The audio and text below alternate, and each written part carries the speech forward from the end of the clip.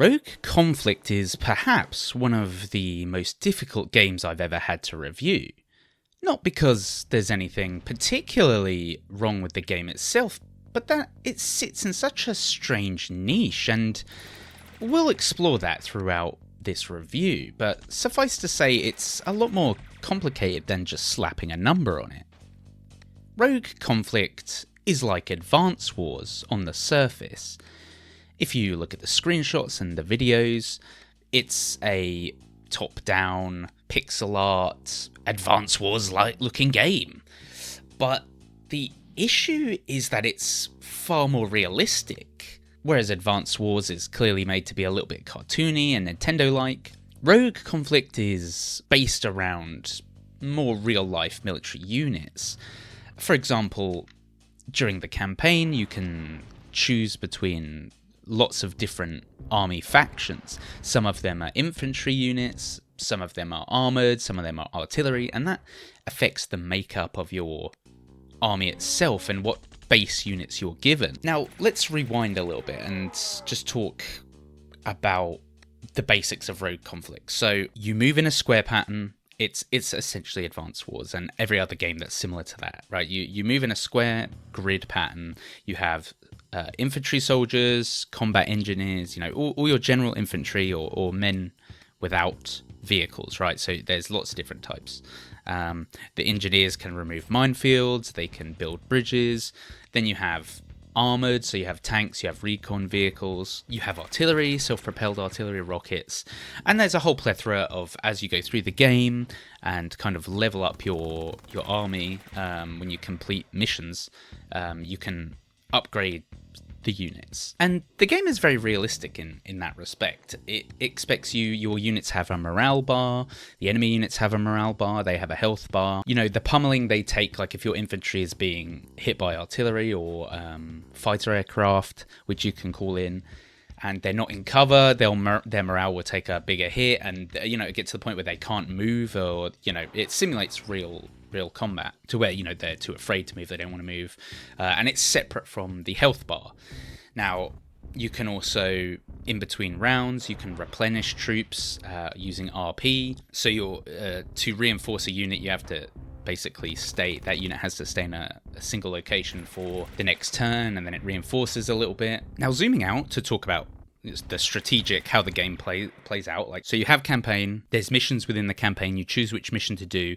It gives you a lot of planning, like military planning sort of documents up front. It says, you can take, for example, this oil field, the enemy presence is medium, but you knock it out, blah blah blah, and you kind of do that. You choose which mission you do, and then you progress on, and then you complete that campaign.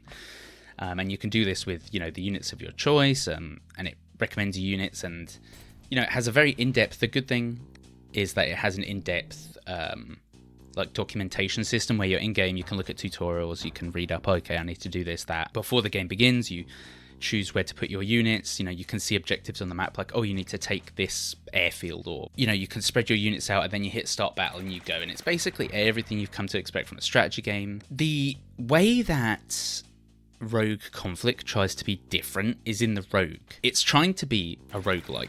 Now, let me just read you the section of the Steam store page, because this is where the game starts to fall apart completely. So it says on the Steam store, roguelike features. Rogue Conflict's procedurally generated elements challenge players on grid-based maps. Okay. Plan your attacks based on the surrounding terrain, available units, and the enemy's position. Okay, that's a strategy game. If you're overcome in battle, you lose the progress made during your offensive and should re-strategize for the next encounter. However, it's a contradiction. It says that you lose the progress and you have to re-strategize.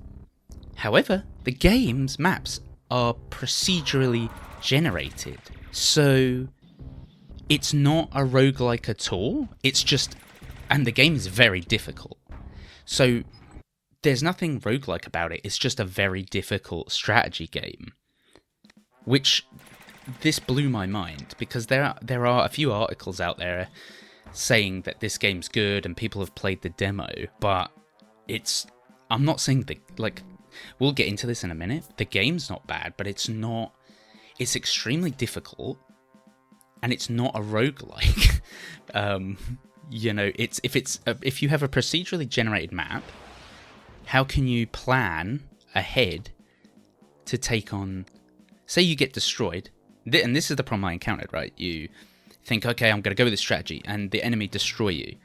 But then the next time, your units are not leveled up anymore, which is what a true roguelike is. You die, but your guy levels up, so then you fight that enemy as a more powerful version of yourself. So your units aren't more powerful, and then the map is procedurally generated, so how can you strategize? Because every time the enemy units come from somewhere else, because there's a fog of war, you can't actually see the whole map. You see what's around your units. And that is the major problem with Rogue Conflict, is that it's not Rogue.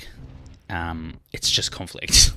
If this game hadn't been marketed around the roguelike element, then it would be much easier to kind of put this in a box. But I think they've done themselves a disservice. And now, here's where I'm going to say, right? This game is not bad. It's a full game. It's well made. It's playable. It's made by one guy from Finland, Franz Wickman. The fact that he could make a game like this is amazing, frankly. He should be proud of what he's accomplished. However, when it comes to the fact that whether you should buy this game or not, it's really difficult. We're coming to the kind of verdict portion of this. I'm not going to put a score on it. I usually do score my reviews because this is so nuanced. So here's what I'm going to say. If you're looking for a very difficult grid-based strategy game, similar to Advance Wars, but more realistic, that takes into account more realistic elements, this is a good game for you.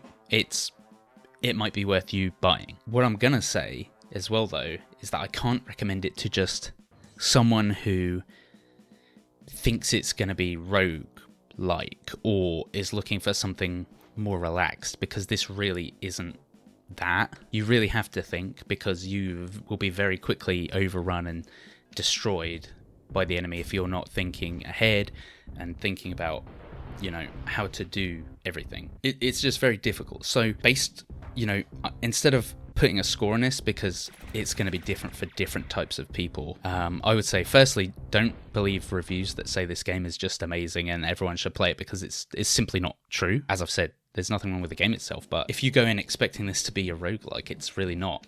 It's, like I said, extremely difficult. So bear that in mind.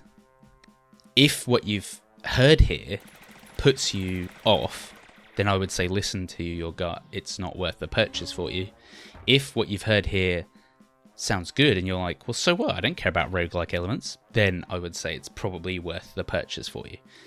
So that's Rogue Conflict in a nutshell. Lots of conflict, not a lot of rogue.